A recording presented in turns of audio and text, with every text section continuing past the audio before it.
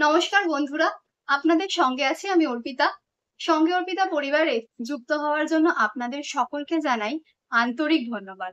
আর যারা এখনো চ্যানেলটি সাবস্ক্রাইব করেননি, তারা চ্যানেলটি সাবস্ক্রাইব করে দিন।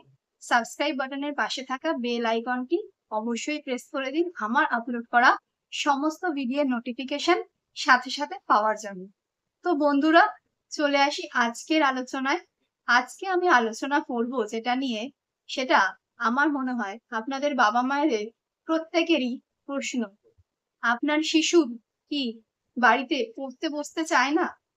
পড়াশোনা স্কুল থেকে যে হোমওয়ার্ক গুলো দেয় সেগুলো ডেলি বেসিসে করতে চায় না? তার জন্য আপনাকে প্রচন্ড ভাবে প্রত্যেক দিন বকাঝকা করতে হয়, খুব জোর করে পড়তে বসাতে হয়। যদি আপনার সাথে এই সমস্যাটা প্রত্যেক দিন ঘটে থাকে, তাহলে বলবো আজকে আমি এটা নিয়ে 5টা বিশেষ উপায় বা অভ্যেস আলোচনা করব বাবা মায়েদের, যেটা বাচ্চার সাথে যদি করেন প্রত্যেক দিন, তাহলে দেখবেন বাচ্চার এই পড়তে বসার যে অনীহা, পড়তে না চাওয়ার যে ব্যাপারটা, সেটা কিন্তু আপনারা অনেকটাই কাটিয়ে উঠতে পারবেন। আপনাদের কথা আপনাদের বাচ্চা শুনবে এবং বাচ্চাকে প্রত্যেক দিন নিয়ম করে আপনারা পড়তে বসাতে পারবেন। তাহলে শুরু থেকে শেষ পর্যন্ত আলোচনাটা মন দিয়ে শুনুন, একটুও স্কিপ না করে। আসছি আজকের আলোচনায়। জোর করে বা বকাঝকা করে কখনোই কিন্তু শিশুকে পড়তে বসানো যায় না, বরঞ্চ বকাঝকা করলে বিষয়টা আরো জটিল হয়ে যায় আর শিশু আরো বেশি অবাধ্য হয়ে যায়। এই প্রমাণটা নিশ্চয়ই আপনারা প্রত্যেক দিন পাচ্ছেন। বাচ্চাকে যত বকাঝকা করছেন, বাচ্চা আরো তত বেশি জেদি হয়ে যাচ্ছে আর পড়াশোনা করতে চাইছে না। তাহলে কি করবেন? বকাঝকা না করে শিশুকে কৌশলে, এমন কিছু উপায় আছে যেগুলো যদি আপনি অ্যাপ্লাই করেন, তাহলে আপনার শিশু কিন্তু আপনার কথা শুনবে এবং পড়তে বসবে। সেই 5টা কৌশল আজকে আলোচনা করব। প্রথম কৌশলে চলে আসি। শিশুকে কৌশল বোঝার জন্য চাইল্ড সাইকোলজি বা শিশু মনস্তত্ত্ব বোঝাটা কিন্তু ভীষণ দরকার বন্ধুরা। কি সেই চাইল্ড সাইকোলজি অনুযায়ী কৌশল? শিশুর পড়াশোনার রুটিন থাকাটা, ডেলি বেসিসে শিশু প্রত্যেকদিন কি কি পড়বে তার একটা নির্দিষ্ট রুটিন করে দিন।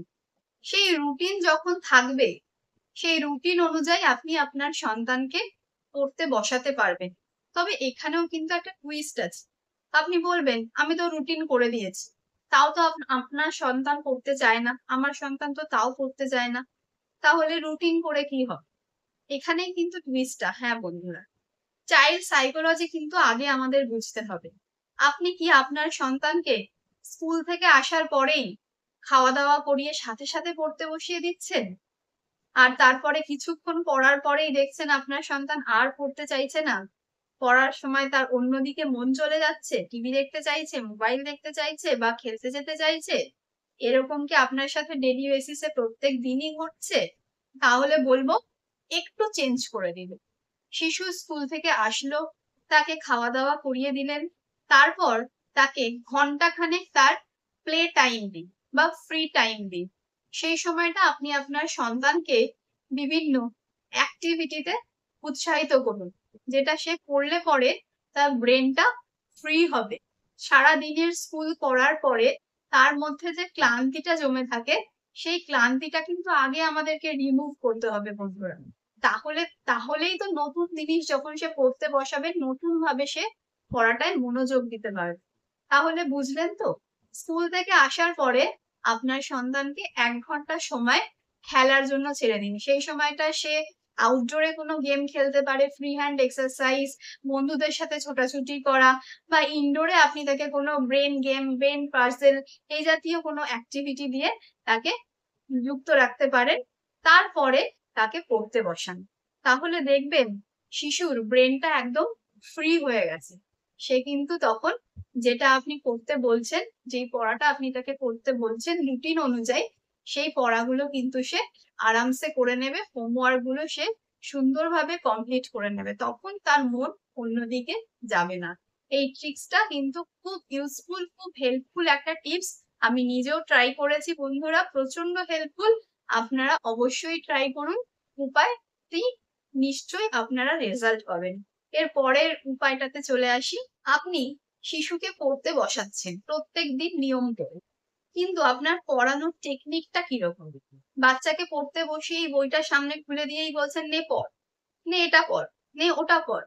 আর শিশু ইন্টারেস্ট হারিয়ে ফেলছে। কারণ আপনি হয়তো শিশুকে পড়তে বসিয়ে দিয়ে নিজের কোনো কাজ করছেন। শিশুকে পড় বলেই আপনি হয়তো নিজের মোবাইলে কোনো কিছু চেক করছেন, বা আপনার অন্য কোনো পেন্ডিং কাজ সেরে নিচ্ছেন। এই জিনিসটা যদি আপনি করেন বন্ধুরা, তাহলে কিন্তু শিশু পড়াশোনার প্রতি যে ইন্টারেস্ট, সেটা কিন্তু সে হারিয়ে ফেলবে। এটা একদমই করা যাবে না। শিশুকে যখন আপনি পড়তে বসাবেন, শিশুর সাথে কিন্তু আপনাকেও সেই ব্যাপারটার মধ্যে ঢুকতে হবে।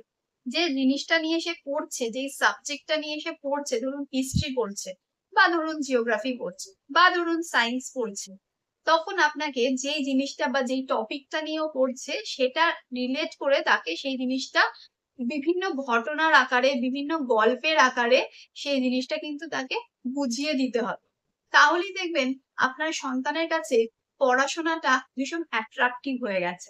সে কিন্তু নিজে থেকেই পড়তে বসতে চাইছে এই গল্পগুলো শোনার জন্য। তখন আপনাকে জোর করে তাকে কিন্তু আর পড়াতে বসাতে হবে না। এই ট্রিক্সটাও আপনারা ট্রাই করতে পারেন। চলে আসি নেক্সট টিপসে। সন্তানকে একটানা একই বিষয় না পড়িয়ে একটা কঠিন বিষয়, তারপরে একটু ফ্রি টাইম, তারপর আবার একটা ইজি বিষয়, এইভাবে ভাগ ভাগ করে যদি আপনি পড়াটাকে করেন, তাহলে কিন্তু দেখবেন আপনার সন্তান পড়তে ইন্টারেস্টেড হচ্ছে। যেমন একটা উদাহরণ দিয়ে বলি, ধরুন আপনার সন্তানকে আপনি অঙ্ক করাতে বসিয়েছেন, কঠিন অঙ্ক, হাতে ধরা বিয়োগ বা হাতে ধরা যোগ বিয়োগ, বা কোয়েশ্চেন মানে স্টোরি সাম যেগুলো, সেগুলো, বা ধরুন খুব কঠিন হার্ড লেভেলের অঙ্ক। সেরকম অঙ্ক আপনি আপনার সন্তানকে বোঝালেন এবং সে খুব মনোযোগ দিয়ে বুঝলো। কিছুক্ষণ এই অঙ্কটা করানোর পরে আমরা জানি বাচ্চাদের মনোযোগ কিন্তু একটানা কোনোভাবেই আপনি বেশিক্ষণ ধরে রাখতে পারবেন না। এই হার্ড অঙ্কটা কিছুক্ষণ করার পরেই তার মনোযোগটা কিন্তু কমে যায়। তার মনোযোগ আর থাকে না পড়ার দিকে, যেহেতু জিনিসটা প্রচন্ড হার্ড আর কোনো রকম অ্যাট্রাকশন তার মধ্যে সে পাচ্ছে না। তখন আপনি যদি আবার একটা কঠিন সাবজেক্ট তাকে পড়ানো স্টার্ট করেন, আপনার কি মনে হয় সে সেটা করতে চাইবে? নিশ্চয়ই চাইবে না। তখন তাহলে আপনাকে কি করতে হবে? যেটা করতে হবে সেটা হচ্ছে আপনাকে একটা কঠিন সাবজেক্ট পড়ানোর পরে বাচ্চাকে অন্তত 10 মিনিটের একটা ব্রেক দিতে হবে। আপনি বলতে পারেন সেই সময়টা সে তার পছন্দ মতো একটু ছবি দেখলো, একটু গল্পের বই দেখলো, একটুখানি মানে মাইন্ডটা একটু জাস্ট ফ্রেশ করে নিল। আমরা করতাম না বন্ধুরা, পরীক্ষার পড়া যখন আমরা পড়তাম, একটানা পড়তে পড়তে মিনিট 10-15 একটা ব্রেক আমরা সবাই নিতাম। কিন্তু কেন নিতাম? এই কারণেই নিতাম, যাতে আমাদের কনসেন্ট্রেশনটা আবার আমরা ব্যাক করতে পারি। শিশুর ক্ষেত্রেও তো সেটা অ্যাপ্লিকেবল নাকি? তারপরে সেই ব্রেকটা দেওয়ার পরে আপনি আপনার সন্তানকে আবার আরেকটা সাবজেক্ট নিয়ে বসুন। সেম সাবজেক্ট তাকে অনেকক্ষণ ধরে একদম পড়াবেন না, তাহলে কিন্তু তার পড়ার ইন্টারেস্টটা একদম নষ্ট হয়ে যাবে। আর তারপর ভবিষ্যতে সে আর পড়তে বসতে চাইবে না। এই ট্রিক্সটাও আপনারা ট্রাই করতে পারেন। নেক্সট পয়েন্টে চলে আসি। আপনি আপনার সন্তানকে যেটাই পড়াচ্ছেন না কেন, ধরুন একটা জিনিস আপনি আপনার সন্তানকে বোঝালেন, গল্পের আকারে ছবির মতো করে আপনি আপনার সন্তানকে ঘটনাটা বললেন। এইবার আপনি আপনার সন্তানকে বলুন যে তুমি আমাকে পাল্টা সেই জিনিসটা বুঝিয়ে দাও। তাহলে আপনি বুঝতে পারবেন যে আপনার সন্তান কতটা জিনিসটা বুঝলো, আর আপনার সন্তানও ইন্টারেস্ট পাবে যে সে আপনাকে বোঝাচ্ছে, অ্যাজ ইফ সে যেন টিচার।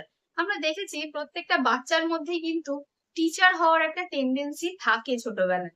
তাহলে এই ট্রিক্সটা অ্যাপ্লাই করতে পারেন, সন্তানকে ঘুরিয়ে সেই জিনিসটা আবার আপনাকে বোঝাতে বলতে পারেন। আর কি করতে পারেন? আর যেটা করতে পারেন, যেটা বোঝালেন, যেটা তার রেডি হয়ে গেল, সেই জিনিসটা বলুন তাকে লিখে ফেলতে। কারণ আমরা সবাই জানি, যদি আমরা পড়াটা পড়ে বা বুঝে লিখে ফেলি একবার, সেই জিনিসটা কিন্তু আমরা চট করে ভুলবো না। তাহলে একটা জিনিস যেটা করাচ্ছেন সেটা বোঝানোর পরে যদি আপনি আপনার সন্তানকে লিখিয়ে দেন, লিখতে উৎসাহিত করেন, তাহলে কিন্তু তার সেটা পার্মানেন্টলি রেডি হয়ে গেল। সেটার পেছনে পরে আর আপনাকে কিন্তু সময় নষ্ট করতে হবে না বন্ধুরা। এই ট্রিক্সটাও আপনারা ট্রাই করতে পারেন। তাহলে বন্ধুরা, আজকে আমি যে কটা ট্রিক্স নিয়ে আলোচনা করলাম, আশা করি প্রত্যেকটা ট্রিক্সই কিন্তু আপনাদের কাজে লাগবে। আর আপনারা আজ থেকেই এই ট্রিক্স গুলো অ্যাপ্লাই করবেন আপনাদের সন্তানের ওপর, আর হাতে নাতে পাবেন চটজলদি রেজাল্ট। আর আমাকে কমেন্টে জানাতে ভুলবেন না কিন্তু যে আপনারা কি কি ভালো ভালো রেজাল্ট পেলেন, কিভাবে আপনারা আপনাদের সন্তানকে আরো পড়াশোনায় ইন্টারেস্টেড করে তুললেন, যে তাদের স্কুলে তাদের রেজাল্ট আরো ভালো হলো।